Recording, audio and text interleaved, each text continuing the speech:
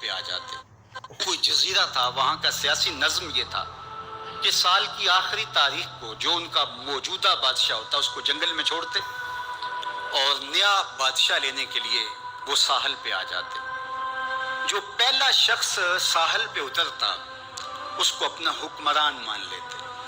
جو بھی حکمران بن جاتا وہ خوش ہو جاتا, حالانکہ اس کو بتا دیتے کہ ایک سال کے لیے تجھے منتخب کیا ہے, سال کی آخری تاریخ کو تخت سے اٹھائیں گے, باندھیں گے, جکڑیں گے, اور اسی جزیرے کے دوسرے کنارے ایک جنگل ہے جہاں خاردار جھاڑیاں اور موذی جانور ہیں, وہاں تجھے پھینک دیں گے. وہ بھول جاتا, کہتا دیکھیے آخری تاریخ جب اور زنجیریں لے کے آتے تو وہ پریشان ہو جاتا کہ آنکھ جھپکنے میں سال گزر گیا, پتہ ہی نہیں چلا. پھر روتا ہوا چیختا ہوا اس جنگل میں جاتا اور لوگ اس کو چھوڑ کے آ جاتے اور درندوں کا رزق بن جاتا.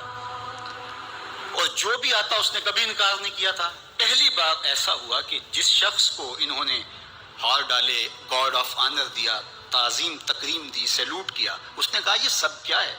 کہا کہ آج کے بعد تو ہمارا حکمران ہے. کہا میں تو امور سلطنت نہیں جانتا, میں تو تاجر آدمی ہوں, چیزیں بیچنے آیا ہوں. کہا کہ ہمارا اصول یہی ہے کہ سال کی پہلی تاریخ کو پہلا شخص جو جزیرے پہ قدم رکھتا ہے وہ ہمارا حکمران ہوتا ہے. اس نے کہا میں تو امور سلطنت کو نہیں جانتا, تو یہ کس طرح ذمہ داری قبول کر سکتا ہوں؟ انہوں نے کہا کہ تمہیں کرنا ہوگی, اس کے علاوہ کوئی راستہ نہیں ہے, ہمارا یہ قانون ہے, ضابطہ ہے. اور یہ بھی بتا دیں کہ سال کی آخری تاریخ کو تجھے اسی جنگل کے دوسرے کنارے چھوڑائیں گے جہاں موذی جانوروں کا رین بسیرا ہے. تو اس نے کہا اگر انجام اتنا دردناک اور خطرناک ہے پھر تو میں بالکل جانے کے لیے تیار نہیں ہوں. تو انہوں نے کہا تو چاہے نہ چاہے باندھ کے بھی تخت پہ بٹھانا پڑا تمہیں بٹھائیں گے. اس نے کہا اچھا مجھے یہ بتاؤ کہ سال بعد میری بات مانو گے یا نہیں؟ انہوں نے کہا کہ ہاں, قانون میں تو ترمیم نہیں کر پائے گا, لیکن یہ ہوگا کہ تیرے انتظامی حکم ہم ماننے پہ مجبور ہوں. اس نے کہا ٹھیک ہے, میں تمہارا حکمران بننے کے لیے تیار ہوں. رومی بولتے ہیں کہ جب بھی کوئی شخص تخت نشین ہوتا تو وہ بھول جاتا کہ میرے 7 سال کی آخری تاریخ میں کیا ہونے والا ہے. وہ عیش و عشرت کرتا اور یوں وقت گزارتا, سال کی آخری تاریخ آنکھ جھپکنے میں آ جاتی. لیکن یہ پہلا شخص تھا, تخت نشین ہوتے اس نے پہلا حکم نامہ جاری یہ کیا کہ کمانڈوز بلائے جائیں. بلائے گئے, کہا اس جنگل میں چلے جاؤ جہاں تم بادشاہوں کو پھینک کے آتے ہو اور وہاں کے موذی جانور کاٹ ڈالو. پھر بلدیہ کے ملازمین بلائے, کہا جاؤ جا کے وہاں کی جھاڑیاں کاٹو. پھر معمار بلائے, کہا جا کے وہاں محل تیار کرو. کچھ لوگوں کو بلایا, کہا جا کے وہاں پھول لگاؤ, پھلدار درخت لگاؤ, سایہ دار شجر لگاؤ.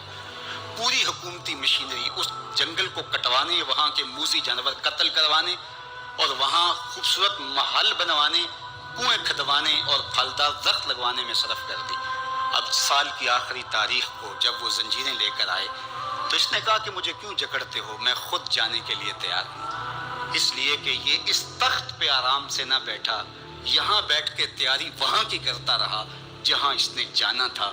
کافر اور فاسق دنیا کے تخت پہ عیش کرتا ہے, بھول جاتا ہے کہ میں نے کہاں جانا ہے. اور صالح مومن اس تخت پہ آرام سے نہیں بیٹھتا, جہاں جانا ہے اس کے لیے تیاری کرتا رہتا ہے. اور جب جنازہ اٹھتا ہے تو وہ کہتا ہے اجلوا بی ولا تؤخروا بی, دیر نہ کرو مجھے جلدی لے جاؤ, میرا تو وہاں انتظار ہو رہا ہے. اور پھر جب وہ وہاں پہنچتا ہے تو القبر روضۃ من ریاض الجنہ, وہ جنت کے باغوں میں سے باغ بن چکی ہوتی ہے. وہ سارے تھور, ساری جھاڑیاں, ساری آگ اور وہاں کے سارے بھڑکتے ہوئے شعلے بجھا چکا ہوتا ہے. اپنے اعمال کے لشکر بھیج کے ہم نے دیکھنا ہے کہ ہم یہاں آخرت کے لیے کچھ بھیج رہے ہیں کہ یہی سب کچھ لٹا رہے ہیں. دنیا کے مختلف ممالک میں جانا ہوتا ہے. تو ایک دفعہ میں اٹلی گیا تو وہاں ایک شہر میں مجھے کچھ دوست لے گئے, تو وہ چھوٹا سا گھر تھا, تو 20 سے 30 لوگ وہاں رہ رہے تھے. تو میں بڑا حیرت زدہ ہوا, تو میں نے کہا کہ آپ یہاں تنگ سی جگہ پہ 20-25 لوگ رہ رہے ہیں تو اتنی مشکل میں کیوں رہ رہے ہیں؟ تو کوئی بڑا سا گھر خرید لیں, آسودہ رہیں. تو انہوں نے کہا کہ جناب آپ ہمارے علاقے میں جا کے دیکھیں, 5-5 کنال کے گھر ہم نے وہاں شروع کیے. ہم یہاں کمائی کرنے آئے ہیں, عیش کرنا تھوڑے آئے. ہم تو چند سالوں کے لیے یہ آئے ہیں, اس لیے ہم یہاں سے کماتے ہیں, بھیجتے وہاں ہے جہاں ہم نے ہمیشہ جا کے رہنا ہے. میں نے کہا یہی تو میں سمجھانے آیا ہوں, جہاں جتنا رہنا ہے وہاں کا انتظام بھی اس حساب سے کرو. حضور نے فرمایا کن فی